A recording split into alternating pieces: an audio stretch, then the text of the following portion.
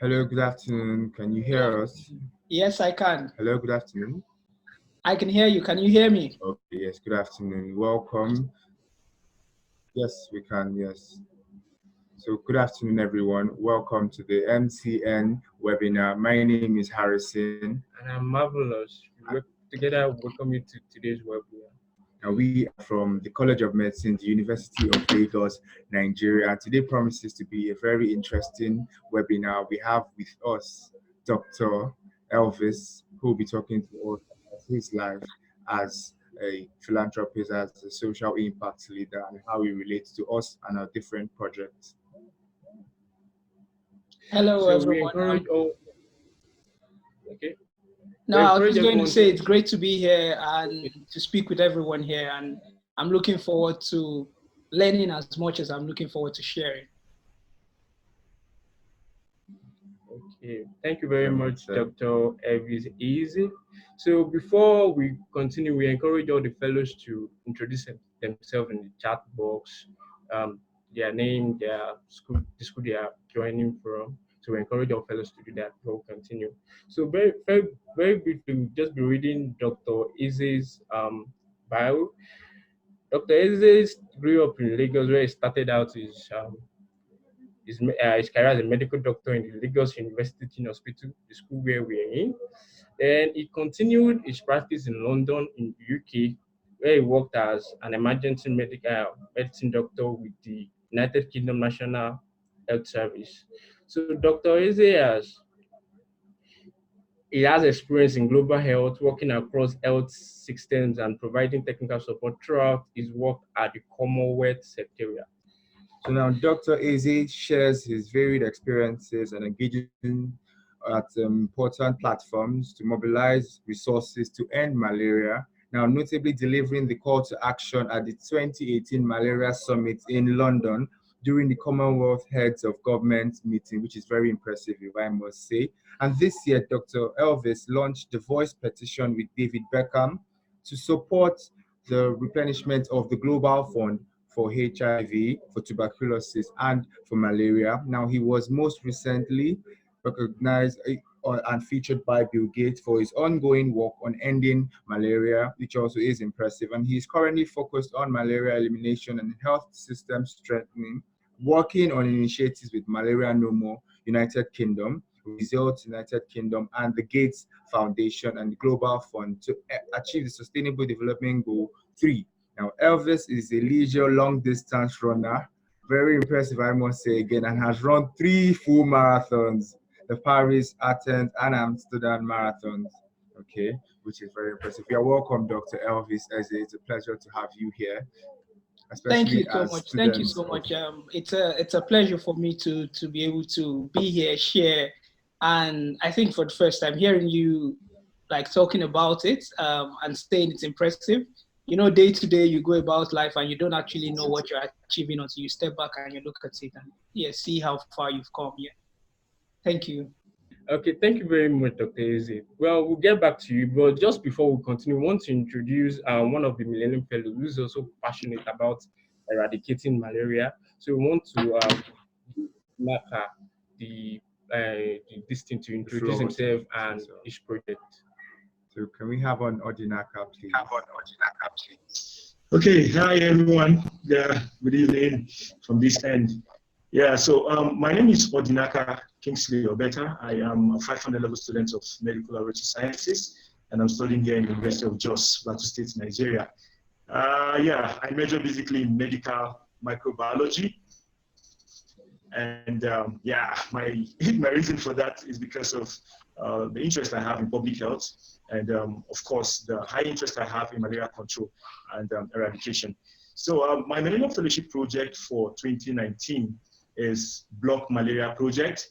And Block Malaria Project is a malaria intervention project that is geared towards enhancing the sensitization on malaria and also trying as much as we can to equip people in the rural communities and urban communities with information about malaria control and prevention. So basically how we do that is to work with volunteers through the help of some other partners, local partners, to go to some of these communities and conduct full-scale sanitation to let them know how they can prevent malaria. So we teach them how. Then subsequently, we also conduct medical outreaches in these communities to try and cater for the health needs of the members of that community. So my project started with a thought, basically. I noticed at a point that, you know, on TV, we no longer get to see advertisement on how you can combat malaria. There are no longer some of these short videos that are played once in a while to help educate people on that. Then I noticed also that on World Malaria Day, I've noticed for like the past 2 years, the state government here have not done anything on World Malaria Day, and that's really sad. So that gave me the initiative to come up with this project. And I also noticed that the rate at which people die from malaria have not dropped. As a matter of fact, just last year, a friend of mine lost 2 of her unborn babies due to high malaria parasitemia. And currently, my team and I, we are working in a community called Gentamongro Community. And Gentamongro here is located in Jos and plays host to about 30,000 people, basically.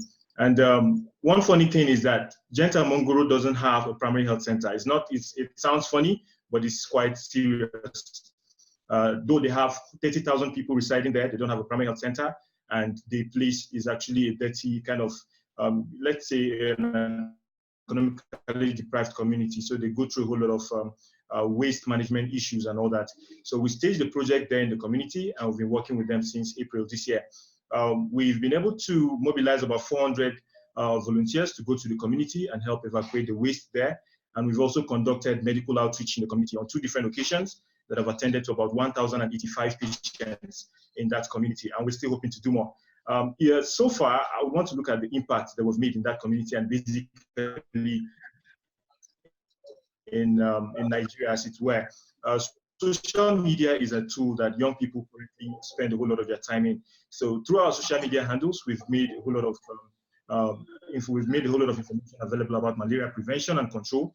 And in fact, some of our posts get to reach about 18,000 people just a single post. So and I think it's a very massive number of people. But in the Gentamongro community, we've done awareness concerts, and we've also visited a couple of schools, about 8 schools, that has about 1,200 students in all. And so we've educated with information about malaria. When I'm done with school, hopefully that's by January next year, I want to focus on public health, and I want to contribute my own quota as a medical outreach scientist in malaria control and eradication. I think with the strategy we have on ground here, with a whole lot of ideas, it's going to be helpful for us in the future. I think I have something to offer in malaria education, and I'm putting my best to see to it that I don't just sit down as a young person doing nothing, but I also contribute massively to that. So thank you so much for having me. Okay, Odnaka. Thank you very much for that inspiring talk on how we can be able to contribute to curbing malaria in our immediate environment, especially as it relates to your school and your fellowship project. So now we'll be talking back with Dr. Elvis on his journey so far, how he was able to get to space and his passion for malaria. So the first question we'll be asking Dr. Elvis is, what initially inspired you to study in medical school, and what motivated you to work in the public health sector? I don't know. I think first things first, studying in a medical school was not like a decision. I woke up one day and said, oh, I think I'll be a good doctor and I'll go to medical school. No, I literally was in secondary school, and I went to Command Secondary School. So it's kind of a military secondary school in Nigeria, which some of you would know. And I thought I was just good in the simple subjects, the biology, the chemistry. So nothing special. Going to medical school for me was not anything special. It's just like, oh, what can I do? And if I tell you the truth, I wouldn't say that medicine in itself was a special passion for me, at least not at the beginning. I thought I would have made a good engineer or something else. I really wanted to be a chemical engineer because, again, Nigeria is a country that produces a lot of oil. And I thought, oh, if I go into that, I'm going to be very rich somewhere, very wealthy going on in the future. But, well, I applied to medicine, I got it. And if you're Nigerian, if you're African, you know that your parents are always like, yeah, medicine, that's great, you go on. So I got that support and I went to medical school, and starting up, I don't think I was especially different. It's just that I think the attitude was in medical school for me was about just being excellent in whatever I did. So whether I was doing medicine or something else, I just wanted to do well at it. And I got to a point where I felt like medicine itself was not doing it for me. Medicine clearly alone was not doing it for me. And I think at that point, I thought about how can I amplify my work? How can I do more? Because medicine, you're one-on-one with the patient. No matter where you are, whether it's in the UK or in Nigeria, whether it's resource replete or resource deficient or resource a poor resource setting, no matter where you are, it's still the same thing. You provide the care for the patient in front of you. But if you look at the numbers, you can do more. And I'm not saying that if you focus all your time in medicine or whatever you're doing, the specialized, if you have a specialized focus in medicine, like there's anything bad with it. I just think there's more to be done, and that was my own opinion. And this is how I got into like the public health advocacy setting. But that is one way of looking at it, a broad way. A more specific way of looking at it is I was at the College of Medicine. I finished medical school. I started to do a lot of community work, just like it's Odinaka Kingsley here. So I was doing a lot of community work, trying to. I was doing it in Badagry, so you know how far that is from Idiaraba, where the medical school is. And then I did my house job there. I did my house job in the Lagos University Teaching Hospital, so it's like the intern year in the US or FY1 year in the UK. So after doing that, in Nigeria, I applied to get into like a Commonwealth Secretariat program, which is much more of a public health approach. And this is how specifically I got into public health. But the deeper I went, the more I knew that I found out that there's a lot more opportunities there. And when I mean opportunities, like you can contribute more really. And I think that has been it for me. Hello, can everyone hear me? Thank you so much, Dr. Elvis, for your insights.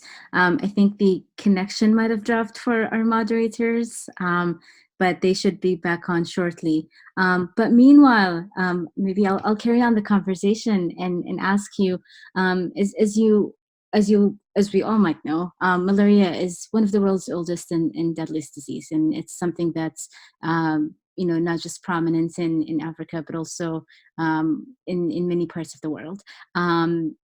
Not a lot of people are aware, but I believe in the Malaria UK No More, they do share a statistic which says malaria kills a child every 2 minutes, despite it being entirely preventable. So what are some of the obstacles and challenges that are preventing us from eradicating malaria and perhaps maybe other preventable diseases in your experience of working in the sector? I think the biggest obstacle is education, and the second one would be resource, meaning financial resources and human resources, which is actually really important. Again, Kingsley mentioned that in the community where he works, there's no primary health care center. It might just be because of financial resources or human resources. But education is actually pretty important. It is one of the things where when you go to Nigeria and a lot of places, you find out that when you speak to the average person about malaria, they know what it is. They've had it. So whenever you hear, oh, Elvis, you see me on a platform talking about I've had malaria in the past. If you've never had it, you think it's a big disease. But if you've had it, if you're coming from most African countries where you've had it, you know it's malaria. And that is the problem, because a lot of people normalize it until someone dies from it close to them or someone gets really ill from it close to them.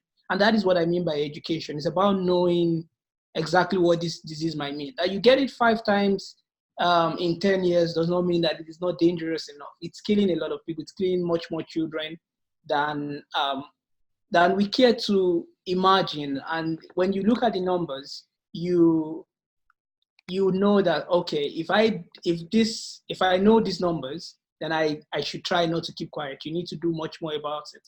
But simply put, it's education on the disease and the effect that it's already having on people. And secondly, it's about the resourcing. So those are the biggest challenges for malaria eradication and elimination. Yeah, and it sounds like a few of our fellows, maybe Odinaka Kensley, case in point, is maybe in the right track. But what advice do you have for Millennium Fellows, those that are working directly with public health, public sector, and want to contribute to eradicating malaria directly, but maybe also those that are your average citizens, but young people that really want to see their community getting better in terms of malaria, maybe other preventable diseases, and just kind of contributing to good wealth and good health and well-being.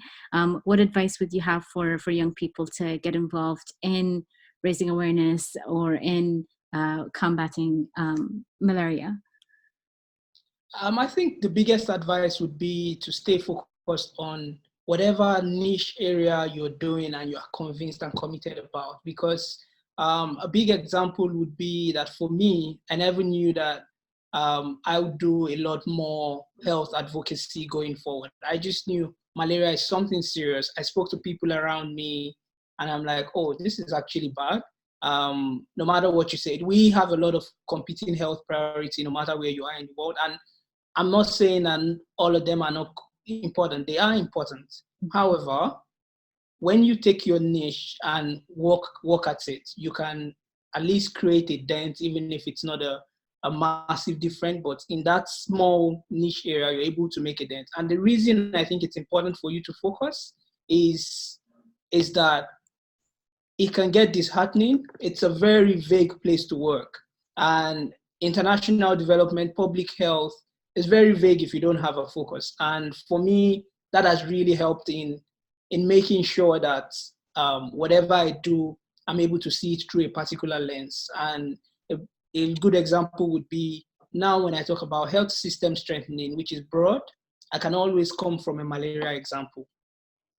And this just makes me have a different perspective, a different focus, and kind of specialize in that way. But I think it will be very, you'll be doing yourself a disservice if you decided to spread yourself too thin. And I think that would be my biggest advice to anyone who's going to or who is already doing like impressive work in the area. So for me, it's really important to focus.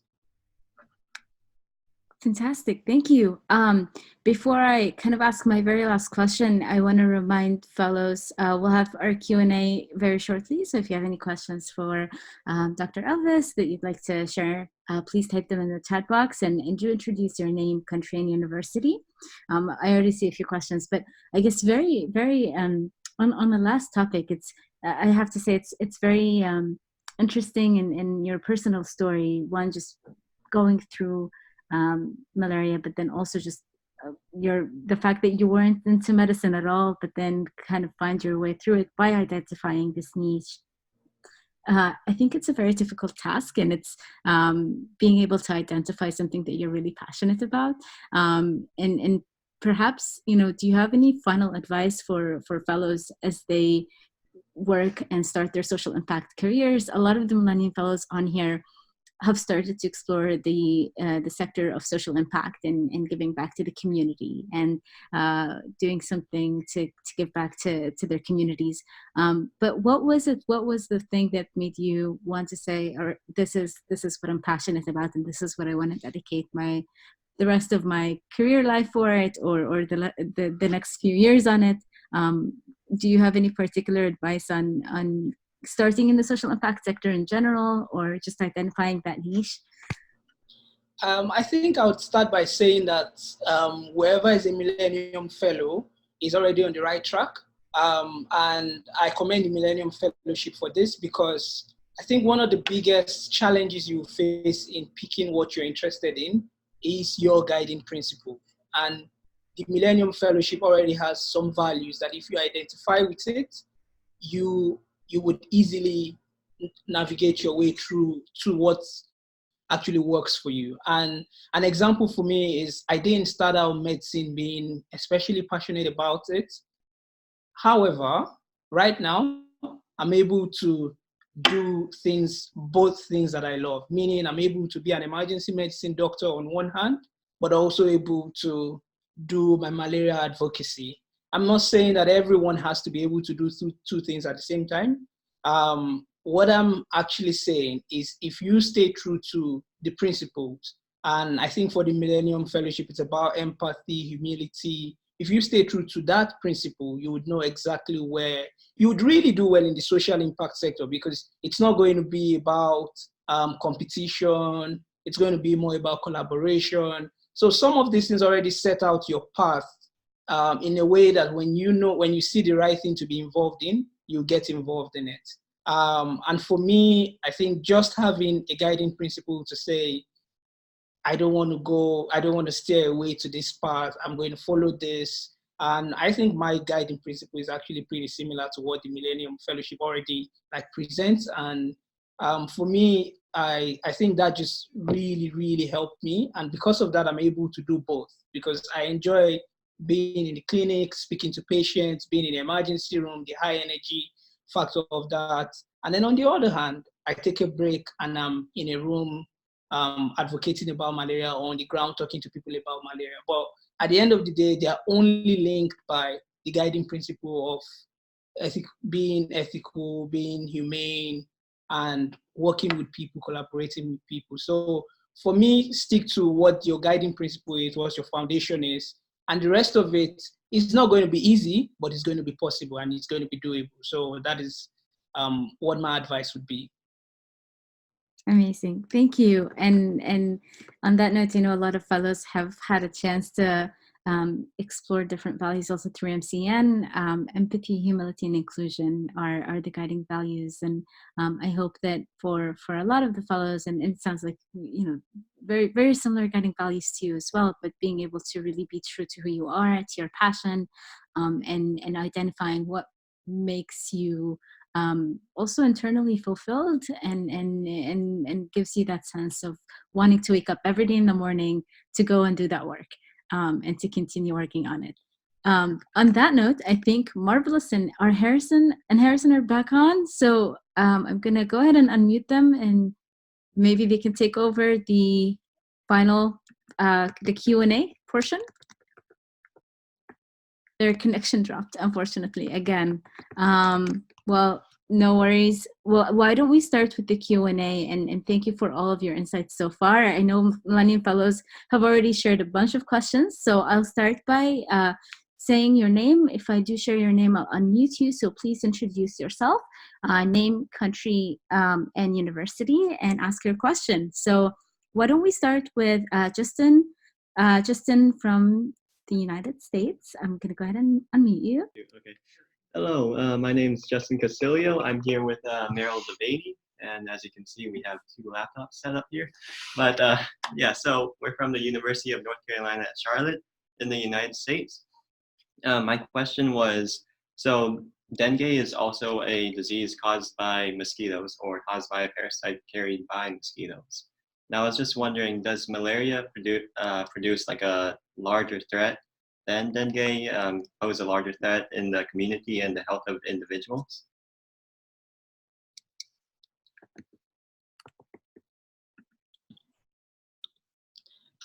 Yes, I think this is a very interesting question, and thank you so much, Justin, because again, if you look at the news recently, there's been a lot more dengue discussions, and I think it's really important for us to talk about what communities you are in. If you're somewhere in Asia or the Caribbean, you should, and I would encourage anybody in that space to talk about a lot more about dengue, because that is what is that's what was much more pertinent to that community. But if you are in Africa, you tend to have a lot more malaria burden. I'm not going to pit the diseases against each other. I would actually look for comparison where we can fight both. Meaning, if we can eradicate the vectors, so mosquito on both sides, if we find not eradicating all the vectors, but the diseased vectors. So if we find a way to take away or to like to control the vectors for malaria and also find vector control strategies for dengue, we can always learn from both sides. So not pitting the diseases against each other is something I really think we should not do. And I've seen at many conferences and places where people talk about, oh, this is bigger than this. Globally, if you're in Africa, I think you should focus on malaria. Malaria is much more bigger. But if you're in the Caribbean and in Asian country, and your community especially, you just need to focus on dengue if you can, and if it's in the community.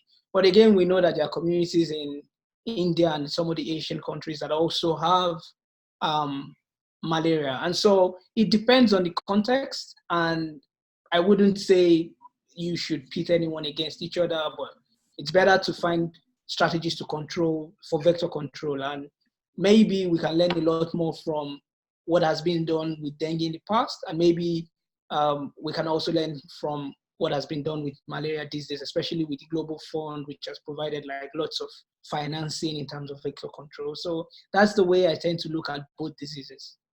Okay, thank you. Thank you. Okay, thank you. I think Marvelous and Harrison are back on. Can you hear us?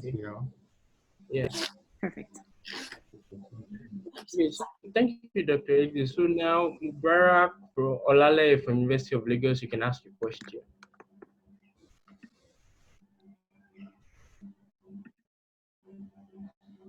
Okay, Mr. Elvis, thank you very much for your nice insights. I just want you to give us an advice on proper time management in terms of how you have been able to manage your career as an emergency medical doctor, how you're able to balance with your life and your malaria advocacy. Just your tips and advise us on time management. Thank you.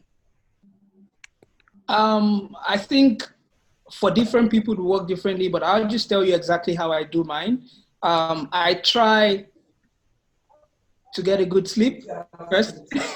I try to get a good sleep when I'm free, but beyond that, I always think of the 80-20 rule. I try to find what would I do now that would create a lot more impact in terms of the advocacy. Emergency medicine, there's nothing I can do about it. I need to get into the shop floor, the emergency room, and do my work. If it's a 10-hour shift, it's a 10-hour shift. It's a 12-hour shift, it's a 12-hour shift. However, when I out of the emergency room, that is me time. That is the time I tend to schedule things with people. But what has worked exceptionally well for me is collaboration.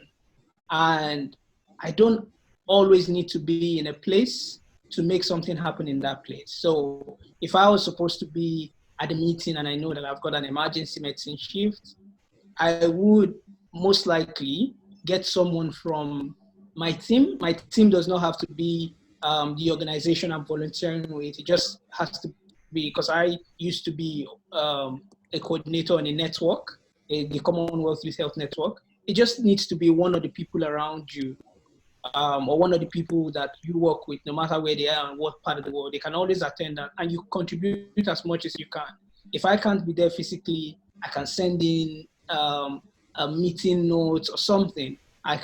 So for me, that has been how I've been able to do it. But I think some principles remain the same, which would be try to go in for your high impact value. It's just like studying. You don't go for the obscure little things when you can actually focus on like what you would call the major areas. So for me, it is between doing that and working with a lot of people. So again, collaboration works, and the more you do it, the better you get at it. The more you know.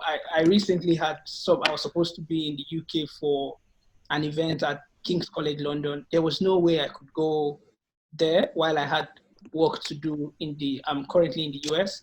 So I called up someone who I know in the UK that also has the same knowledge or has as much knowledge in the malaria and health system strengthening approach. And I said, oh, could you attend? And you let me know what is going on in the meeting. So at this level, I've got a lot of network that I can leverage on. But at every level, I think you can always leverage on your network. And I was doing some type of work when I was in the University of Lagos. I was doing some type of work similar to what Odinaka was doing in the Badagry community.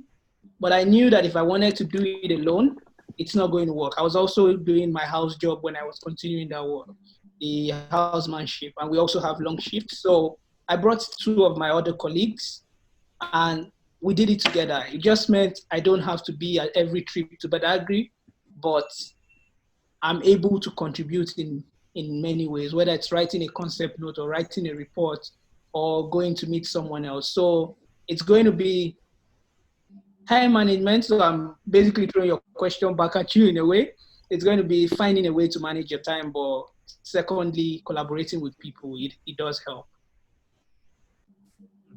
Okay, thank you very much, Dr. Elvis. So we'll be going to the chat box now. We have Tolulope Fashola from the College of Medicine, University of Lagos, who asked, what would you say is your biggest challenge with advocacy, and what indicators would you use to measure success in projects?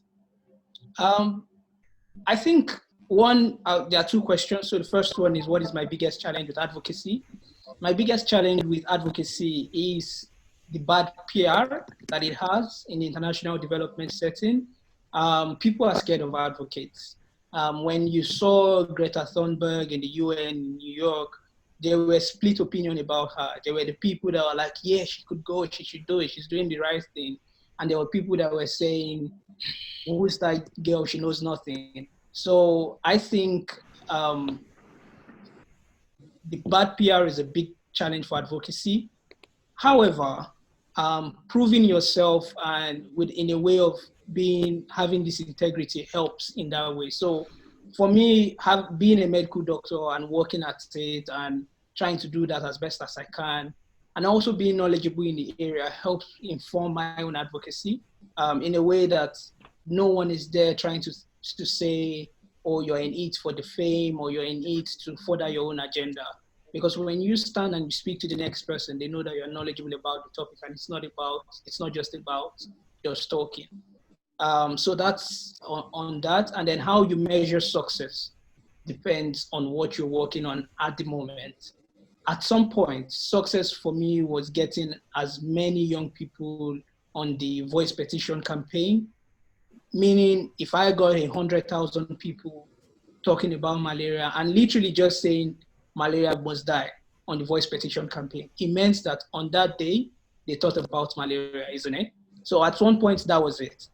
On the other hand, during the Global Fund campaign, when we did the voice petition and everything, I could still say that my success would have been linked to how much money was raised during the Global Fund campaign. Thankfully, it was successful, and they raised the $14 billion that was being looked for. So in a way, if that hadn't happened, I would have said, oh, the campaign, yeah, we got a lot of these people. So the educational indicator was fine because we got a few 100,000 people to speak on the campaign, on the voice petition. But again, financially, if we didn't do it, if we're unable to get the $14 billion that was initially set out, then I would say there we tried, but we didn't make it. I wouldn't have been disheartened, but those are indicators. They're examples of indicators.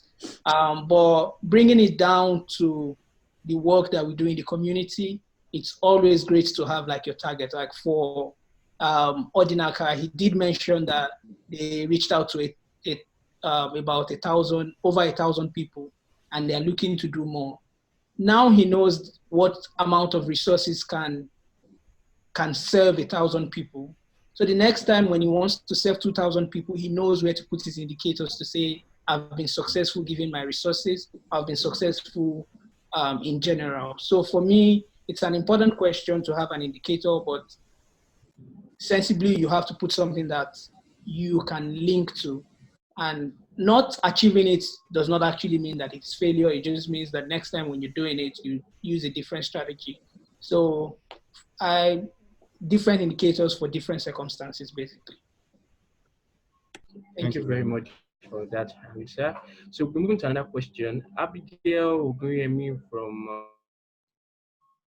I think the connection froze, but I think they were about to call Abigail. So Abigail, I see your question, and you should be unmuted now. If you'd like to, please introduce yourself, name, university, country, and ask your question. Yeah, so my name is Abigail from the African Leadership University of Rwanda.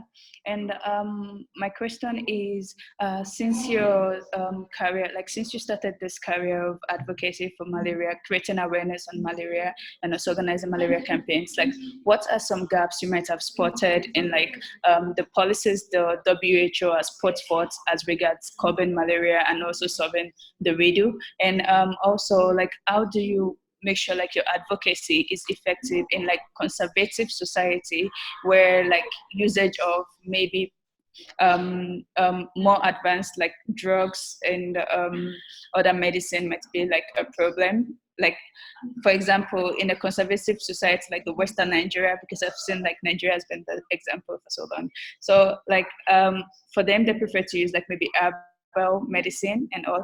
But if you want to maybe change the mind of the people to use like more advanced and effective way of like maybe using malaria drugs like chloroquine, how do you manage to like mitigate that gap as well? Okay, so thank you very much, Abigail. The first question is on the policies or the gaps that we found in what you'd say are the international development bodies. So I think the biggest gap you can talk about would be, interestingly, it's going to be the resourcing gap, because when the WHO brings out policies and says we need to do this, whether it's giving malaria medicines or creating primary healthcare centers or vector control strategies, intermittent prevention therapies, they do it purely on what they think is good for the people. However, they don't match it with how much financing the country needs or the community needs. So when a community gets to that spot, they're like, oh, we have all these great rules and things that we should do according to WHO, but then we just have a few $1,000 to do it. What is much more important? So I think what could help like reduce that gap is to find, one, to continue with the research on low-cost solutions, and two, even with what we have, we can always have like a tiered solution where you're like, if you have all the resources, go with this. If you have some resources, this is what we think is the most important. And I think some communities have been able to do this by themselves, which is great because it puts the power in the hands of the communities. So that is one thing for me. And then on the other hand, your other question is on like getting people who are much more traditional, who would use herbal medication in like most of the African communities to, instead of using more advanced like medication or the Western medicines, meaning the ACTs currently. It's a journey. It's never going to be like a one-day thing. When I did more on the ground advocacy, what we tended to do was to speak to like the influencers in the community, because these days we talk about social media influencers, but interestingly, it's a social phenomenon, meaning if I got into a community today and I can speak to the leader of the community, whether it's the leader of the local bus park or it's the leader or the chief of a community, if I can get through to someone closer to that, that person is actually seen as a figurehead in a way that what they say, a lot of people would want to follow. So if you get through to those people that are able to like speak to people and say, oh, I use this, it works, then that is one way. That is one way of doing it. But the second thing, and I think it's quite important, is our drugs has to be efficacious, meaning if you've used herbal medication before to treat malaria, or you've used herbal medication thinking that it treated your malaria, and I give you an ACT, I give you whatever type of the artemisinin combination therapy I give to you, I expect that drug to do better in a way that the person goes back and becomes an advocate for you, saying, yeah, when you use this drug, it works. So in a way, the getting in phase, you want to talk to the figureheads and the influencers, but again, the medications have to work. And the reason I talk about the medication working, because I know ACTs work, I know we have it, I know our current vector control strategies work. However, there is a discussion about fake drugs and poor bed nets. So that is a separate discussion, but it's just knowing that we have to fight that so that when we go into communities, we're able to say these things work, use them. So that is it for me. Thank you so much. We have our next question from Meryl from UNC Charlotte. So Meryl, you'll be unmuted now. If you can please ask your question.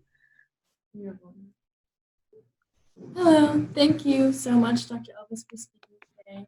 I'm a student here from UNC Charlotte in the United States with Justin again. I just wanted to know, I'm also studying public health right now, although it's not related to our project. I'm very interested in the field. However, I'm not on the path to being a medical doctor. Would you say that it's really important to become a medical doctor in order to have more influence in the field of public health? It's a quick question. I like that one. And it's a big no. It's a big no. I wouldn't say it's important. And I'll just go on to share just quickly that I think the biggest, the best advocates I've seen in the field are actually not medical doctors. Health professionals have a role, but they don't tend to be on the front row because they have this work that you're doing on the side. If you're doing it like me on the side, it is there.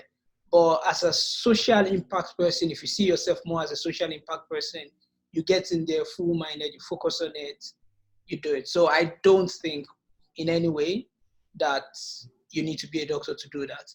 And just to add to that, there was a point where I was actually thinking of leaving medicine entirely and becoming a public health person purely. So doing an MPH or an MBA with an MPH and going on to do that. But again, I had my guiding principles. I felt like, oh, for me, this works better. And it doesn't mean that I might not change my mind going forward, but currently I haven't. So back to the question, no, you don't have to be a medical doctor to do that.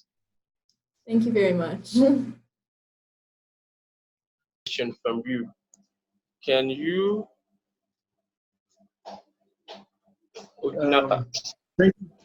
Thank you so much, Dr. Elvis, for that wonderful session. I actually learned a whole lot. My question first is, how exactly does Malaria No More, contribute to malaria control and eradication here in Nigeria? I know you're a youth ambassador there, so you've done quite so much with them. That's one. Then I asked the second question there was basically about how you've been able to balance your time. I know how engaging it can be for you as a youth ambassador, but I think you've answered that in the course of other questions too. Then my final question would be, do you have space for mentorship? I know aside my very self, there are a whole lot of other young people who are Millennium Fellows too, who would want to probably get a chance to be mentored by you. So I don't know, would you want to do that? Thank you so much. Yeah, that's all right. Thank you so much, Odinaka. And I was just going to say quickly from the first question, Malaria No More UK and how they work in Nigeria. Actually, 3 weeks ago, I was in Nigeria and we were in Abuja. We had a meeting with the National Malaria Control Programs. What the National Malaria Control Programs did was, and this was not just about Nigeria, it was Western Central Africa National Malaria Programs.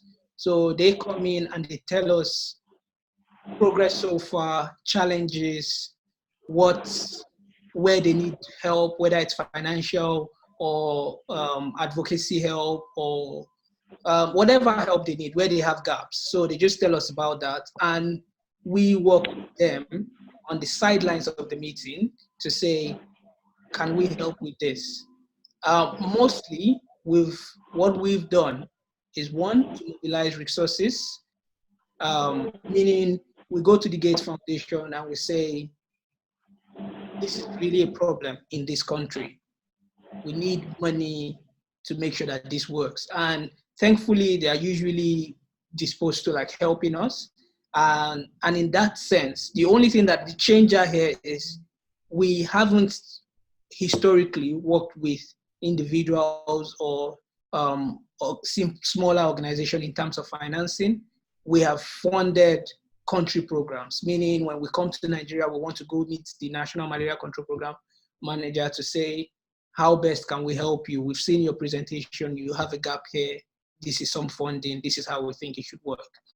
But more importantly and more recently, we've done a lot more global campaigning, like for the Global Fund. And at the Malaria Summit last year, we had this commitment from countries. We actually make countries, we speak to the countries and say, you should put more money in your malaria pot. And we had a $4 billion commitment on that one across 53 Commonwealth countries. And it's interesting, I spoke to, Abigail asked the question, and I'm hoping I would see her in Rwanda next year. There'll be another Commonwealth Heads of Government meeting in Rwanda next year, June 2020. So I'll be there. And part of what I'll be doing again would be in the space trying to convince people to say, you need to prioritize malaria. So we do more national and global campaigning and haven't worked traditionally with individual organizations or smaller organizations. However, on the other hand, what we're doing going forward is that we're working with young people and we're creating the structure of youth champions in malaria and health system strengthening again. And secondly, we're working with media companies, because now you talked about not seeing a lot of malaria on your screens. We've picked up on that, and I agree with you totally. We're going to be working with media companies initially in Sierra Leone, Senegal. I think Senegal has already started. Sierra Leone, I think Tanzania and Mozambique, to put that out there. And not to worry, Nigeria is on the cards, and we're looking at it and looking at the best strategy to do that. But finally, you talked about time management. Oh, you talked about something else before time management. Skip my mind now. But time management is the same. Try to collaborate with people and try to do as much as I can when I'm not there. I think I missed one question. What is that? Yeah, I was asking if you have the opportunity to. Oh, yeah. Definitely. I think at the end of this, I'll drop my email. I have a lot of work I should be doing with young people. It's going to be spread across countries. I talked about being in Rwanda next year, June, to have this, the Commonwealth Youth Forum and the Commonwealth Heads of Government meeting. There's a lot happening around there. And I would hope that a lot of the people who are here and are part of the Commonwealth country can find their way to be there, because I know there's some sponsorship, and I'm sure it'll be good. I'll drop my email. It'll be good to get in touch and try to work with people more in the context of like practical work, because sometimes the challenge of mentoring is if we just say, oh, I'll be your mentor, I find that I might not be able to follow up with you as much as I would love to.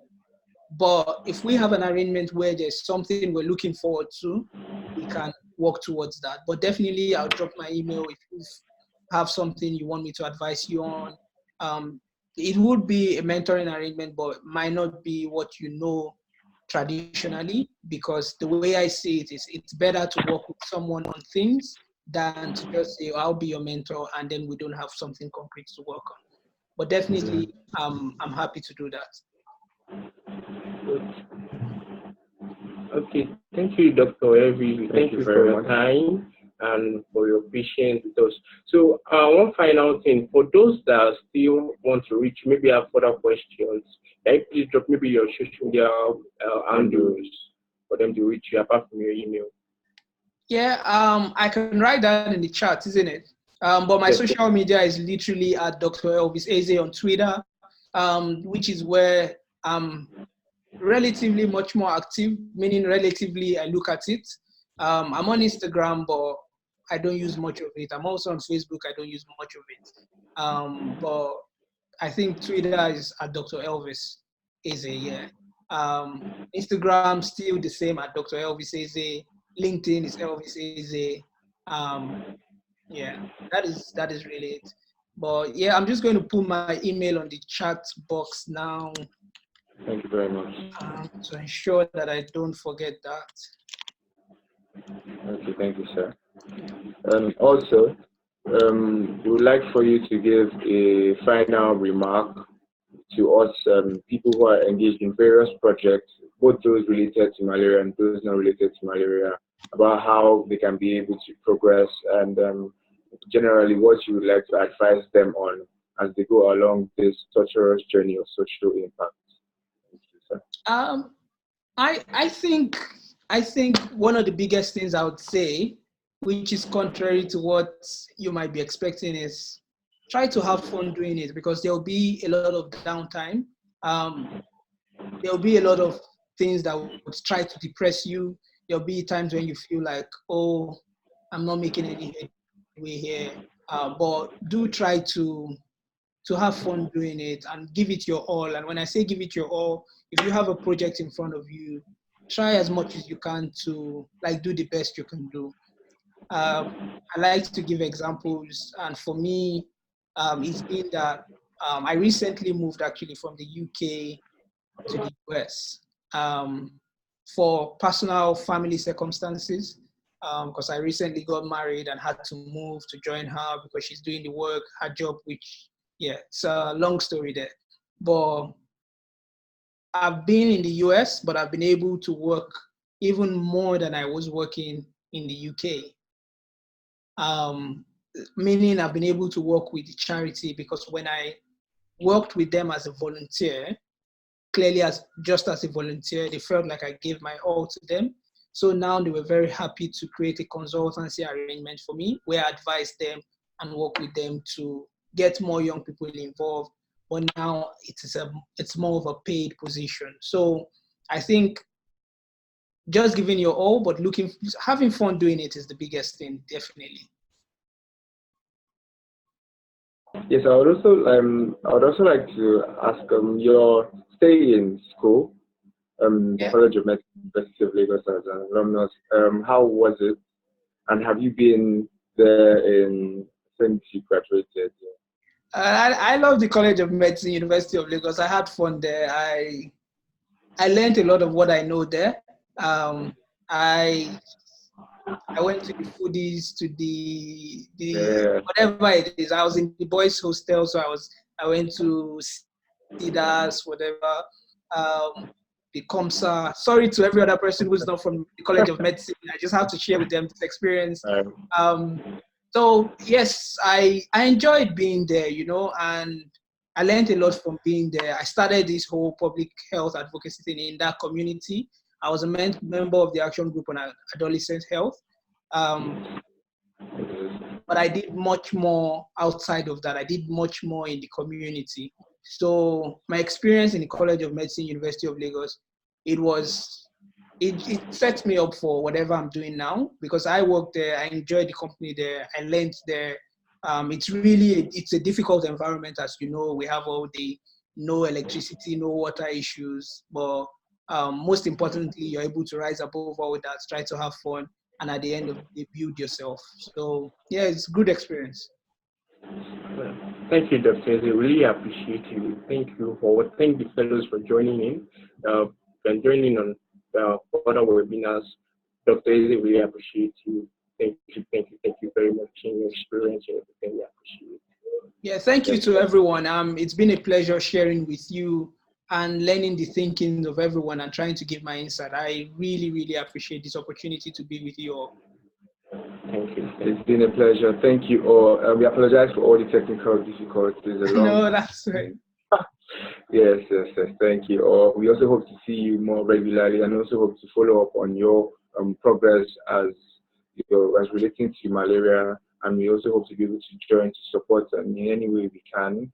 And we thank everyone, also all the fellows, as they carry out their project. We wish them the greatest of success, and also a fun-filled project, like Dr. Elvis said. Thank you all. See you all next time. Cheers.